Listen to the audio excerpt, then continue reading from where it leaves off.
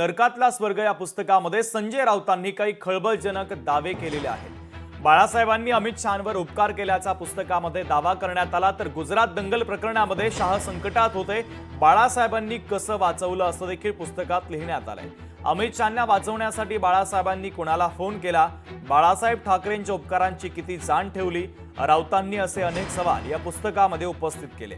मुलगा जय शहासोबत अमित शहांनी मातोश्री गाठली होती। कारागृहामध्ये संजय राऊतांनी लिहिलेलं नरकातला स्वर्ग हे पुस्तक आता हाती आलंय।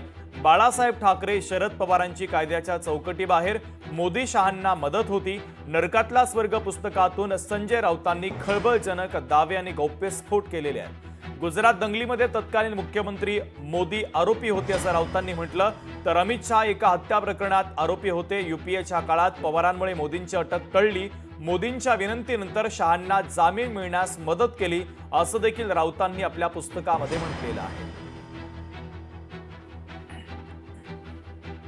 तर पुस्तकातील काही ठळक मुद्दे आपण ग्राफिक्सच्या माध्यमातून पाहूयात। पंतप्रधान मोदी गुजरातचे मुख्यमंत्री असताना केंद्रात यूपीएचं सरकार होतं। गोध्रा हत्याकांडादरम्यान सीबीआयसह अनेक चौकशांचा ससेमिरा सुरू होता। मोदी गुजरातचे मुख्यमंत्री असताना केंद्र आणि गुजरात सरकारमध्ये संघर्ष सुरू होता। याच दरम्यान गुजरातचे अनेक तत्कालीन मंत्री आणि माजी गृह राज्यमंत्री शहांना तुरुंगात टाकलं होतं। कारवाईचा रोख मुख्यमंत्री असताना मोदींवर होता, अटकेची टांगती तलवार होती।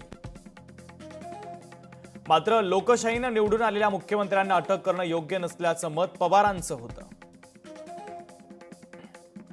पवारांनी कॅबिनेटमध्ये मांडलेल्या मतावर सर्वांनी मूकसंमती दिली होती। त्यामुळे मोदींची अटक टळली। मोदींनी या उपकाराचं स्मरण पुढे किती ठेवलं? अमित शहा एका हत्या प्रकरणात आरोपी होते, त्यांना तडीपार देखील केलं होतं।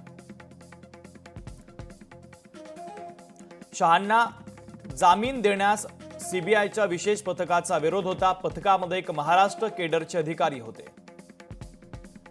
पवारांनी त्यांच्या स्वभावानुसार मदत केली। शहांना एका प्रकरणात जामीन मिळाला। हेच अमित शहा, पवार आणि महाराष्ट्राशी कसे वागले?